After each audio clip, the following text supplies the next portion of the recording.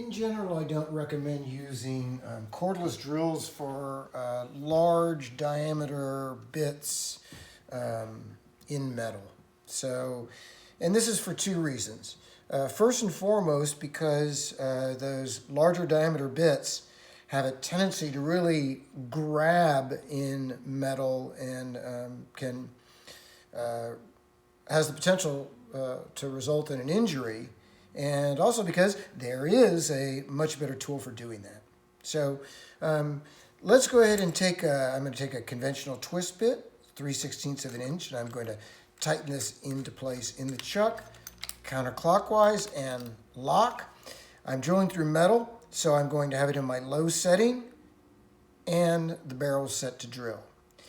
I always want to center punch in advance of drilling, because even when you're working with smaller diameter bits, the drill will have a tendency to what they call scroll or walk around on the surface as you try to drill into that material, and a center punch ensures that you have an accurate point of reference for that drill bit to follow. So I want to make sure that now that my chuck is tight, now that my settings are correct, that my drill bit is traveling straight. So that assures me that I have it in the chuck properly. I'm now going to take a little wax-based stick lubricant and put some on the end of my drill bit. I am holding with my primary hand and bringing my secondary hand over to the top so that I have good control over the position and can apply good direct pressure. Low speed, high torque, and voila. Now, when it comes to making larger diameter holes, I mentioned that there's two problems. One is that as that bit goes through, it tends to drag or deform the material, and the other is that there's always a little bit of material that's pushed out the bottom of the hole, and you can come back in and you can file it off from the other side, but all those problems can typically be eliminated by using a step bit.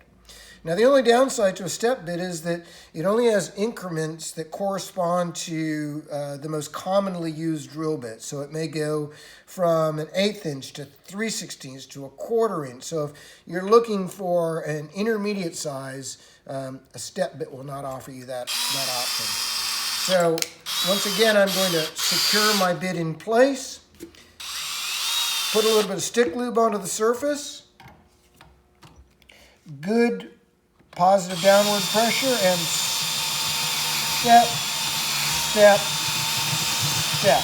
And that allows me to make clean holes in thin gauge sheet metal without deforming the material. Okay, so with a standard twist bit like this black oxide high-speed steel drill bit, I can use this for drilling in wood or drilling in metal. We know that we have to lubricate anytime we're going through metal, but when it comes to going through wood, no lubrication is required. The end of the drill bit is what does all the cutting. The flutes are what allow the material to be ejected or carried away. When you're drilling to the full length of a drill bit and exceed the flutes, it loses its ability to eject the material, so you have to go in and come out or clear that hole of debris a couple of times as you're making your way through it. So we have those parallel sides so that we're able to make precision holes in material, but when it comes to creating holes for things like wood screws, we need to, or we benefit from being able to take advantage of using things like this countersink with a tapered bit. So we have the countersink that corresponds to the profile of a flathead screw so that we can make it mount flush to the surface. And we have a tapered bit. And the reason that the bit is tapered is that really the way wood screws are supposed to work is that the head of the screw passes through the first piece of material and doesn't bite into it. And it does bite into the second piece, which draws the first piece of wood down and compresses them together. So we can talk more in detail about this down the road when we get into our fastener demo, but let's just take a quick look at how this guy works. So it's particularly easy to do with a cordless drill. Again, I'm going into wood, so I want to make sure that my chuck is tight, I'm in the drill setting, and I move back to high speed. I'm always creating a kind of triangle between my arm, getting my shoulder over the top of the drill so that I can sight down the line of the bit to make sure that I am positioned correctly.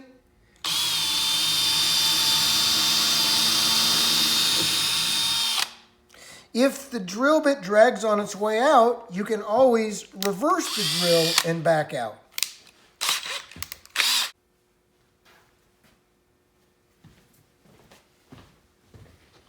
Okay, let's look at drilling and driving in wood. So we were introduced to twist bits, and it's important that you understand that twist bits have parallel sides so that they can give you a uniform, precise hole throughout the cross-section of your material.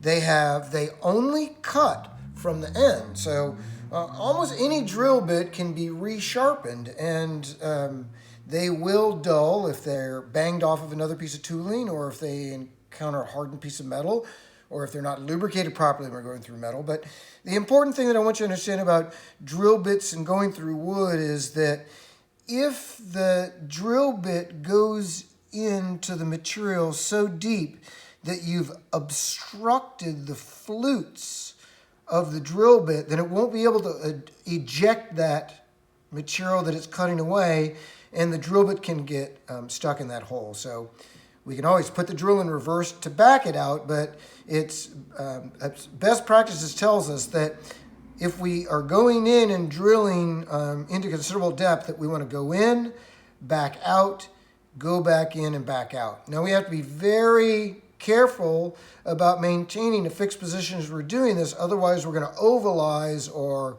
wallow out the hole. So let's take a quick look at that. Our drill bit goes into place.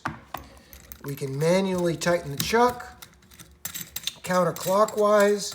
I want to make sure that the flutes of my drill bit are not buried inside of the chuck, and I twist to lock. I have the drill set into the drilling position. I'm going through wood with a large diameter bit, so I'm in my high setting. So I orient my drill. I have one hand on the grip and one hand on the top of the tool to stabilize it.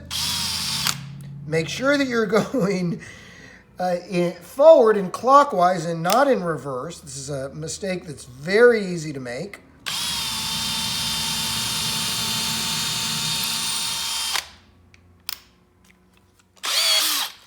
Every chuck has a minimum and a maximum size for the drill bits that it's able to accommodate.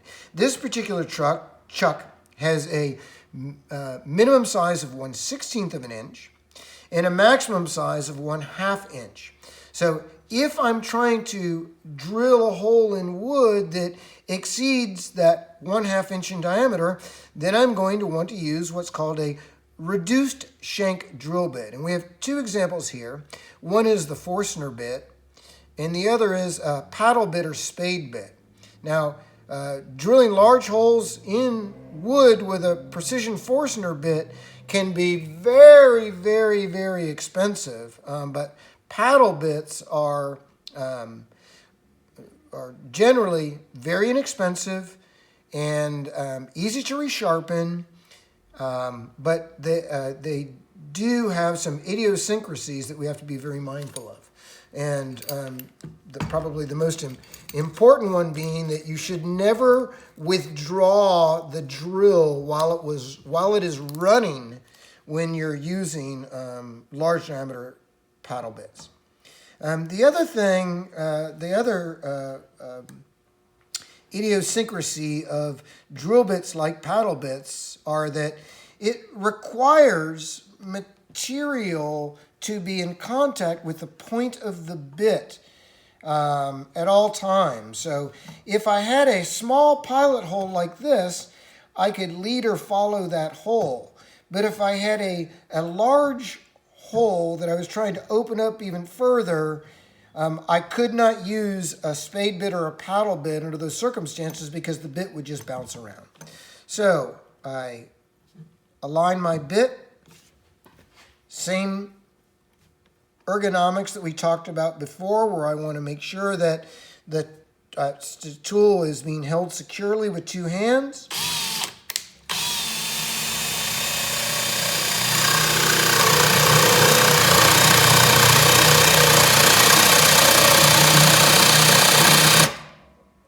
And let it come to a complete stop before you withdraw the tool from the hole. If you're trying to limit or restrict how deep you go in there, you're drilling down into the material, you can use a piece of tape or mark the drill bit with a Sharpie so that you can see as that line comes around that you've reached your ideal depth.